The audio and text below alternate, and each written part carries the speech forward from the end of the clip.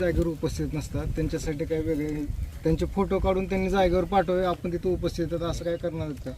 पंचनामे नुकसान करण्यासाठी. झाला ना, आपत्तीच्या अनुषंगाने हेडक्वार्टर सोडून अशा सूचना दिलेल्या आहेत सर. आणि काल सुद्धा सुट्टी असं होती तरी बऱ्याच जणांनी सर काल पण पंचनामे केलेले आहेत जाऊन. आणि आजपासून सकाळपासून सुरू आहे. ज्या ज्या ठिकाणी अशा तक्रारी असतील 1-2 ठिकाणी त्या ठिकाणी आवश्यक कारवाई करू.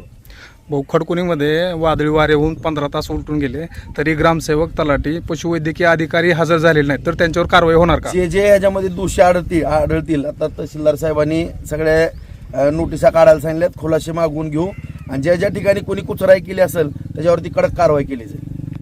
काल सायंकाळी 6 ते 9च्या दरम्यान बार्शी तालुक्यामध्ये या उत्तर भागामध्ये, पश्चिम, त्याचबरोबर वैराग भागामध्ये जे अचानक एकदम जोराचा वारा सुटला, वादळ सुटलं आणि पाऊस अचानक जो आला त्यामुळे बऱ्याच ठिकाणी घरांची मोठ्या प्रमाणामध्ये पडझड झालेली आहे. जनावरांचं पण या ठिकाणी नुकसान झालेलं आहे.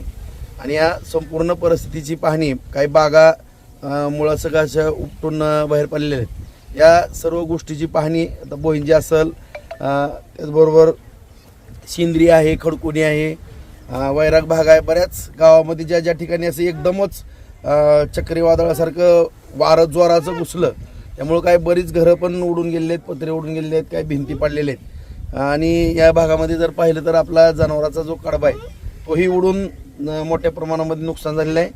माननीय तहसीलदार मायाबोर आहेत, सगळे सर्कल तलाठी त्या गावामध्ये पाठवलेले आहेत.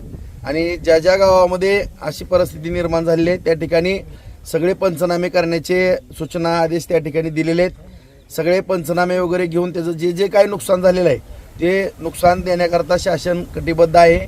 शासनाकडे हा सगळा प्रस्ताव पाठवून शासनाकडून संपूर्ण नुकसानग्रस्त जे नागरिक आहेत, ज्यांचं घराचं नुकसान झालेलं आहे किंवा शेतीचं कडब्याचं नुकसान झालेलं आहे, तर काही GRमध्ये काही बाबी स्पष्ट जरी नसल्या तर त्याच्यामध्ये नव्यानं तरतुदी करून आपण या ठिकाणी कुठल्याही शेतकऱ्याला किंवा ग्रामीण भागातील माझ्या नागरिकाला वाऱ्यावरती सोडलं जाणार नाही.